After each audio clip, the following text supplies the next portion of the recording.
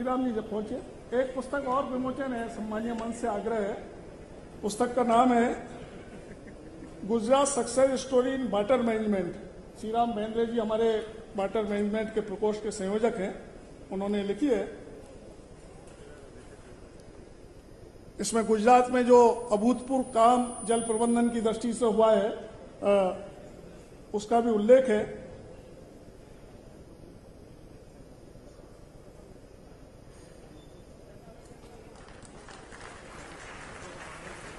क्योंकि सारी योजनाओं के कारण भूजल स्तर में भी वृद्धि हुई है, कृषि और बाकी पीने के पानी उस सबकी समस्या का भी समाधान हुआ है, तो उसका एक अच्छा वर्णन इस पुस्तक में है। धन्यवाद रामलाल जी। एक सूचना है, असम से आए हुए हमारे प्रतिनिधि कृपया बैठक समाप्त होने के बाद इसी कक्ष में इंतजार करें और आपकी बैठक है। इसके पश्चात मैं विशेष तौर से आज हमारे पार्टी के सबसे वरिष्ठ नेता, मार्गदर्शक, प्रेरक, मैं आग्रह करूंगा माननीय लालकृष्ण आडवाणी जी से कि राष्ट्रीय कार्य समिति के सदस्य को संबोधित करें। माननीय लालकृष्ण आडवाणी राष्ट्रीय परिषद के सदस्यों को संबोधित करें। ऊपर के मंच से मैं आग्रह करूंगा कि माननीय आडवाणी जी, और तालियों के गड़गड़ाहट के बीच में आप सबसे आग्रह है कि माननीय आडवाणी जी का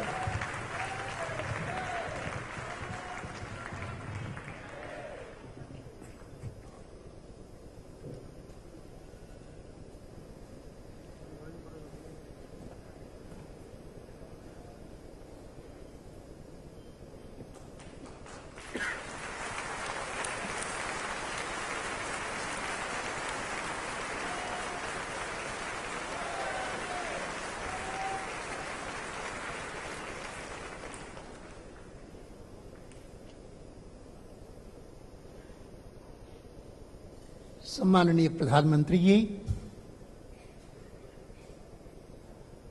आज के ही इस कार्यक्रम का जो प्रमुख भाग था और जिसको हमने आज प्रातःकाल संपन्न किया, अर्थात कि नवनिर्वाचित पार्टी के राष्ट्रीय अध्यक्ष को इस निर्वाचन को पूरी नेशनल काउंसिल पुष्ट करे, वह कार्यक्रम प्रातःकाल हो चुका। और मैंने तो कल उन्हें सजेस्ट किया था कि उपयुक्त होगा कि बाकी क्योंकि कार्यक्रम सब संपन्न हो गए, जो प्रस्ताव पारित होना था पूरी राष्ट्रीय परिषद का चुनाव के बारे में और चुनाव के बाद क्या कुछ होना चाहिए उसके बारे में, ये भी सब हो चुका। आज प्रातःकाल मुझे देख करके बहुत खुशी हुई कि कभी कभी ऐसा होता है कि इस प्रकार के कार्यक्रम में जो नए मंत्री बनते हैं उनको कहा जाता है कि आपके अपने अपने मंत्रालय में जो कार्य हुआ है उसका विवरण सदन के सामने रखें। हमारे दो मुख्यमंत्रियों ने जरूर अपने अपने क्षेत्र का वर्णन दिया, लेकिन अच्छा मुझे ये लगा कि बहुत सारा कार्य जो चुनाव हो जाने के बाद नई सरकार ने आते ही किया, उसको साहित्य के रूप में, उत्कृष्ट साहित्य के रूप में सब सदस्यों को दे दिया। नहीं तो अगर उस पर भाषण होते तो समय भी लगता और शायद इतना लाभ नहीं होता जितना अब जो साहित्य हमको मिला है उसके कारण होगा। और इसी कारण मैं जो देख रहा था, मुझे उस समय कल से लेकर के ऐसा लग रहा था कि राष्ट्रीय परिषद का अधिवेशन 1951 से लेकर के, 51 तो नहीं कहा जाएगा क्योंकि राष्ट्रीय परिषद का अधिवेशन उस साल नहीं हुआ था, सीधे ही 53 में राष्ट्रीय अधिवेशन हुआ था। तब से लेकर के आज तक जितने राष्ट्रीय परिषद के या पार्टी के राष्ट्रीय अधिवेशन हुए हैं, मुझे यह सौभाग्य प्राप्त हुआ है कि शायद ही मैंने कोई मिस किया होगा।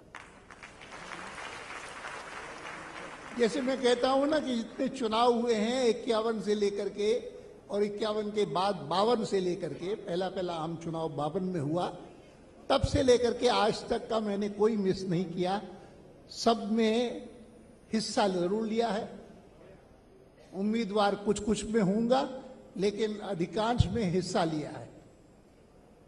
लेकिन मैं आज कह सकता हूं कि जितने नेशनल काउंसिल्स के सेशन हुए हैं, यहां राष्ट्रीय अधिवेशन हुए हैं, उनमें मैं 53 से लेकर के आज तक की गिनती करता हूं तो मुझे याद नहीं आता कि इतना उत्तम और इतना व्यवस्थित पहले कभी मैंने अधिवेशन देखा।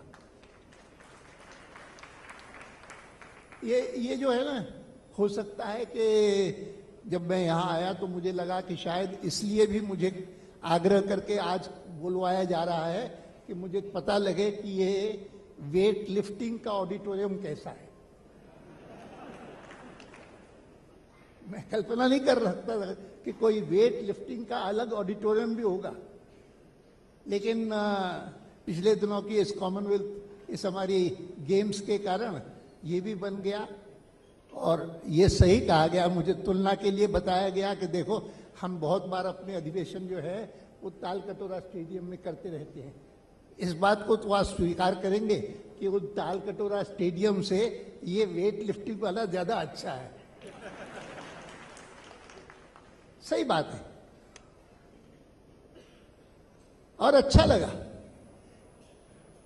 अच्छा लगने के कारण ही मैंने कहा, तब तक उनके निर्वाचन की पुष्टि नहीं हुई थी, तो भी मैंने उन्हें कहा, मैंने कहा अमित जी, लोग आज जो अपेक्षा कर रहे हैं कि भोजन के बाद, भोजनानंतर और कोई कार्यक्रम नहीं होगा सिवाय उसके कि जो प्रमुख कार्यक्रम है आज का इस अधिवेशन का, अर्थात कि नए हमारे माननीय प्रधानमंत्री का व्याख्यान, उसके अलावा कुछ नहीं होना चाहिए।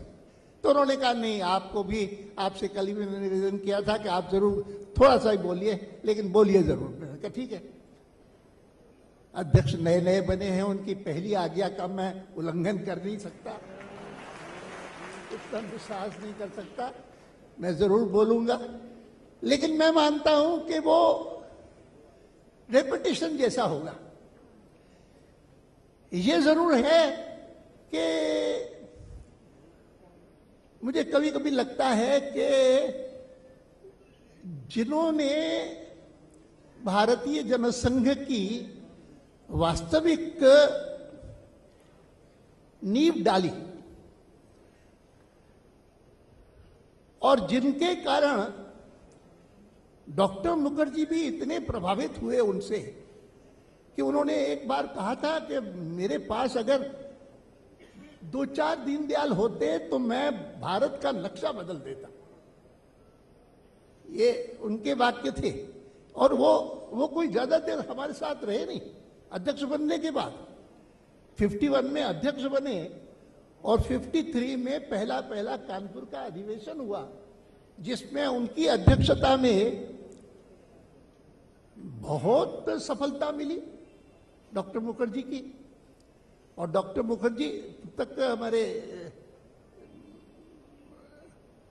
श्यामा प्रसाद जी थे, थोड़े ही दिन उसके बाद रहे थे। उसी कानपुर के अधिवेशन में उन्होंने जम्मू कश्मीर के बारे में सारे देश को सचेत किया कि क्या कुछ हो रहा है, उसकी जानकारी होनी चाहिए और कि कितना कुछ अनर्थ हो रहा है जम्मू कश्मीर के साथ। और उसमें से ये सारा निकला, और जिसके परिणाम स्वरूप हमने डॉक्टर मुखर्जी को गंवाया।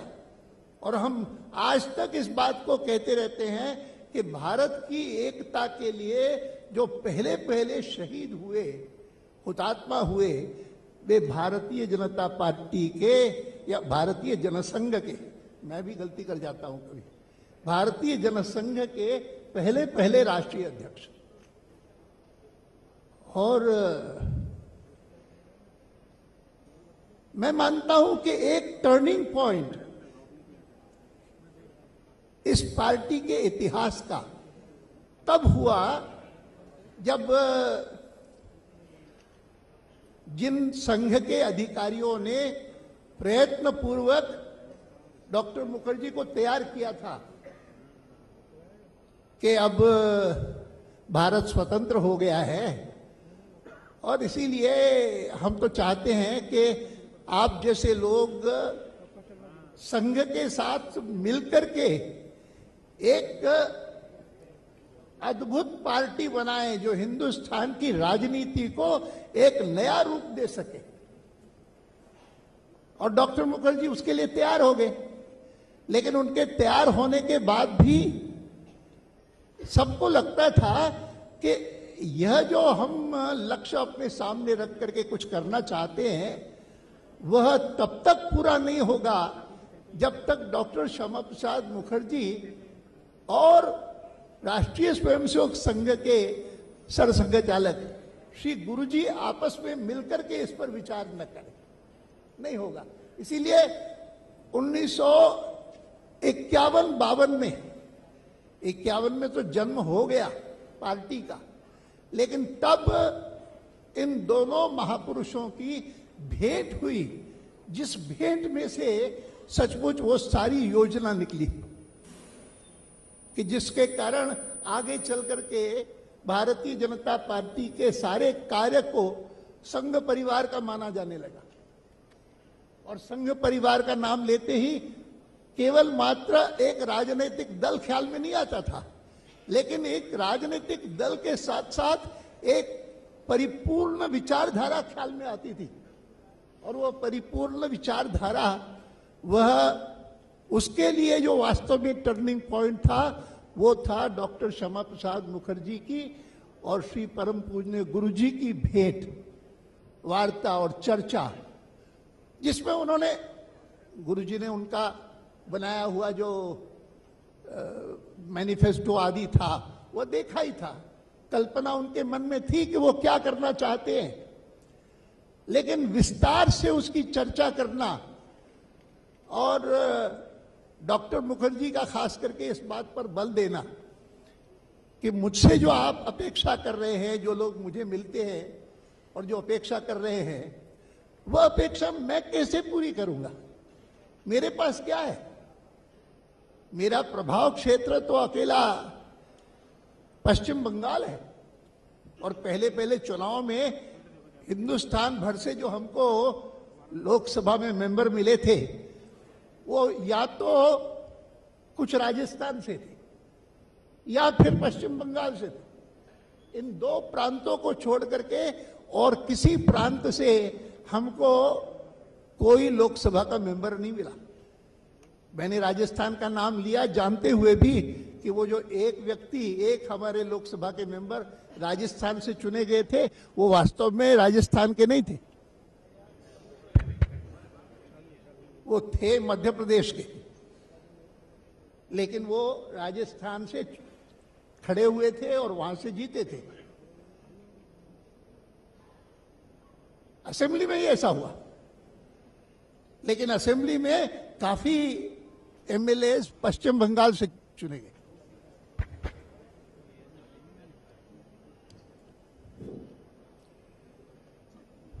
मैं स्मरण करता हूं उन बातों को केवल इसलिए, ये बताने के लिए कि जो वो मुलाकात थी इन दो बड़े दिग्गजों की, डॉक्टर श्यामा प्रसाद मुखर्जी और परम पूज्य श्री गुरुजी, वह वास्तव में एक टर्निंग पॉइंट थी हमारे सारे इतिहास में, क्योंकि उसी में से ये बात निकली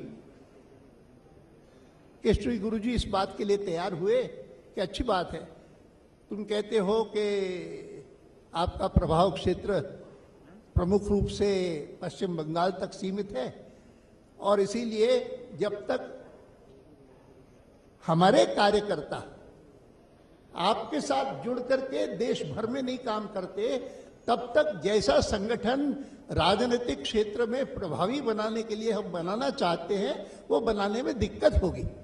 और तब ऐसा तय हुआ कि हर प्रांत में 2, 3, 4 प्रमुख संघ के कार्यकर्ता स्वभाव से समर्पित, स्वभाव से दक्ष, स्वभाव से और असाधारण क्षमता कार्य की रखने वाले ऐसे जब तक नहीं होंगे तब तक जो कल्पना हम जैसी पार्टी की कर रहे हैं वैसी पार्टी बनाना आसान नहीं होगा। और उसमें से बहुत कुछ निकला।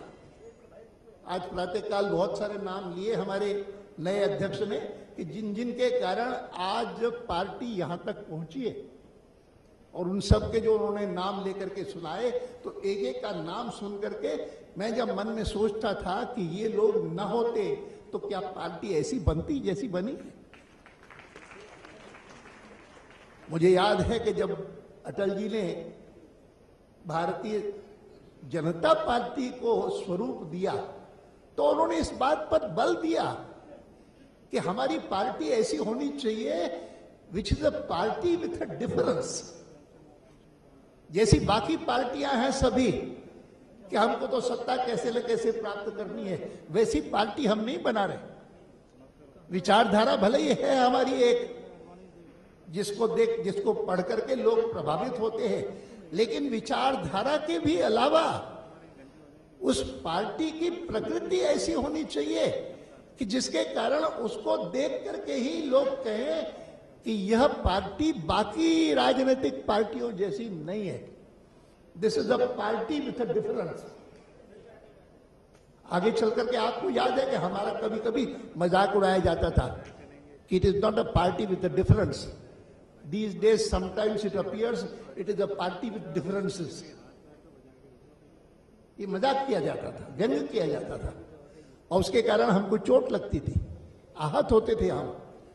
लेकिन ये बात सही है कि जब वाजपेयी जी ने 1952 में फॉर्मल रूप दिया पार्टी को, तो इस बात पर बल दिया कि जैसे बाकी सारी राजनीतिक पार्टियां हैं जिनका एक ही उद्देश्य है कि किसी न किसी प्रकार से शासन में आ जाना, सत्ता का उपभोग करना, ऐसी पार्टी नहीं है। This is a party with a difference.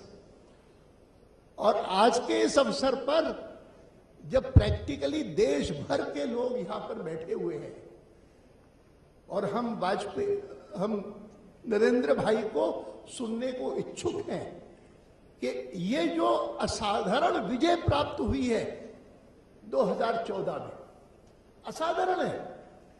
सही कहा था सुबह सुबह हमारे वित्त मंत्री ने भी कि किसी ने अपेक्षा नहीं की थी कि ऐसी सफलता मिलेगी जैसी आज मिली है। उत्तर प्रदेश के लोगों से मैं पूछता था कि भाई उत्तर प्रदेश की सबको बहुत चिंता है क्योंकि इतना बड़ा स्टेट है, इतनी लोकसभा की सीटें हैं, क्या होगा? कोई 45 से ऊपर नहीं जाता था। 40-45 कहते थे, कोई 45-50 कह देता था, आगे जाने को तैयार ही नहीं। लेकिन जब परिणाम आए सारे देश के, तो पहले तो इसी पर मजाक होता था कि अध्यक्ष जी ने, राजनाथ जी ने ये 72 प्लस कैसे कह दिया, 272 प्लस कैसे होगा प्लस? हम 272 तक पहुंच जाए तो बहुत बड़ी बात है।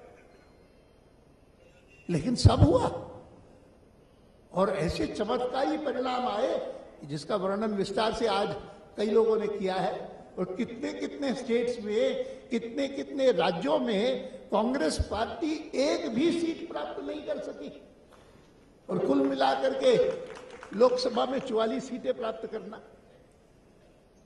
अब ये सारा हमने सुना है, लेकिन समझने की बात यह है कि मैं जब कहता हूं कि इतना शानदार कार्यक्रम, इतना शानदार राष्ट्रीय अधिवेशन, इतना शानदार नेशनल काउंसिल का सेशन वह पहले कभी नहीं हुआ। और साथ साथ मैंने ये भी कहा कि इतना व्यवस्थित भी पहले कभी नहीं हुआ।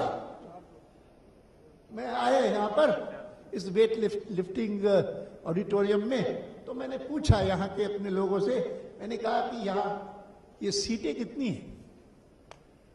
तो उन्होंने कहा कि सीटें जो हैं वो 200 है।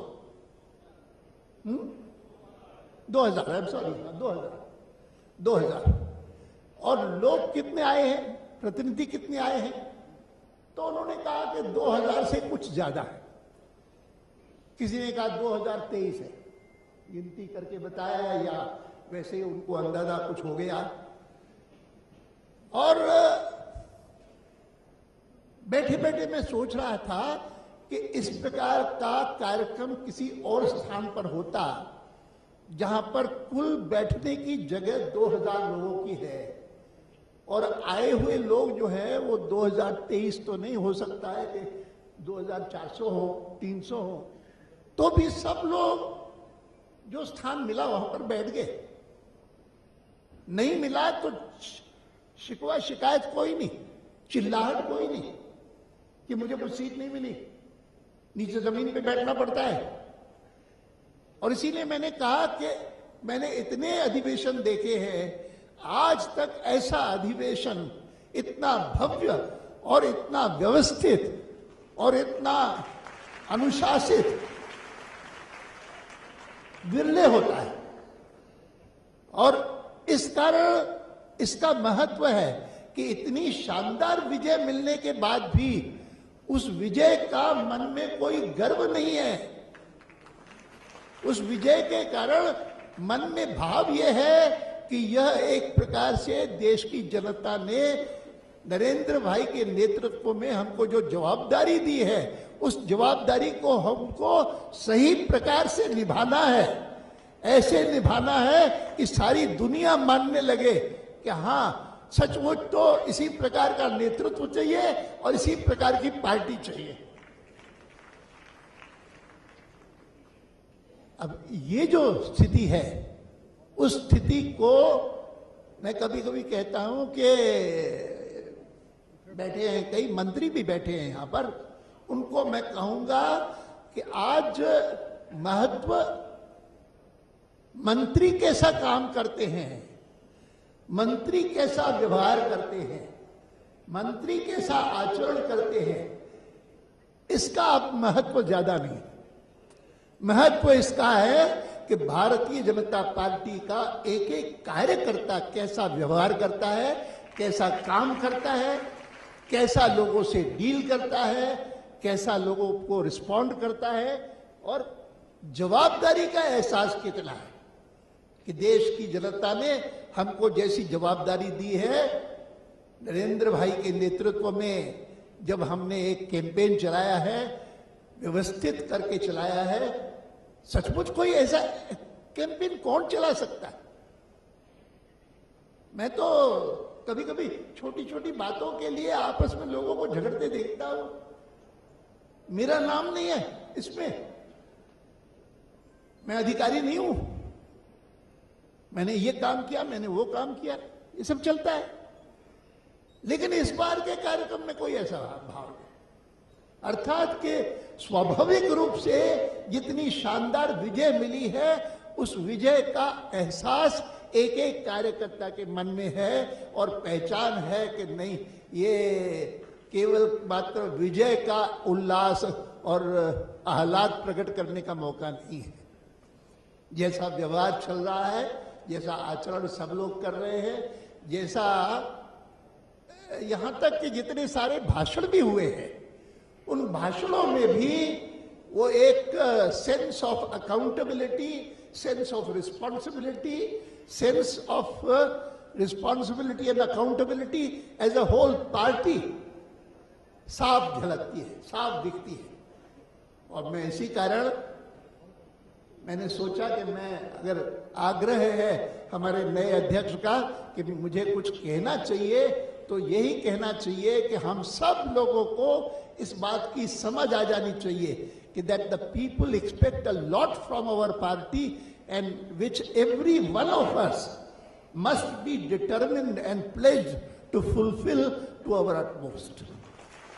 मैं इन्हीं शब्दों के साथ फिर से बहुत बहुत बधाई देता हूं न केवल हमारे नवनिर्वाचित अध्यक्ष को, जिनको कि आज प्रातःकाल इस हमारी काउंसिल ने पुष्ट किया है उनकी अध्यक्षता को, लेकिन जिन्होंने पिछले इतने समय से, जब से लेकर के पार्टी ने उन्हें देश का प्रधानमंत्री करके जवाबदारी दी है, तब से लेकर के जिस शानदार ढंग से उन्होंने देश को नेतृत्व दिया है और इस सारे चुनाव का संचालन किया है, नरेंद्र भाई को मैं बहुत बहुत बधाई देता हूं कि उन्होंने जो अपेक्षा देश ने उनसे की, पहले हमारी पार्टी ने चुनाव में की, और अब जो अपेक्षा देश आगे के लिए करता है, मैं मानता हूं कि वो निश्चित रूप से पूरी करेंगे, उसमें कोई कसर नहीं रहेगी।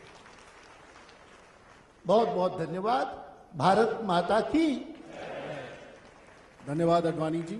आगे का क्रम एक परिचय, उसके पश्चात राकेश जी के गीत, माननीय प्रधानमंत्री जी का उद्बोधन,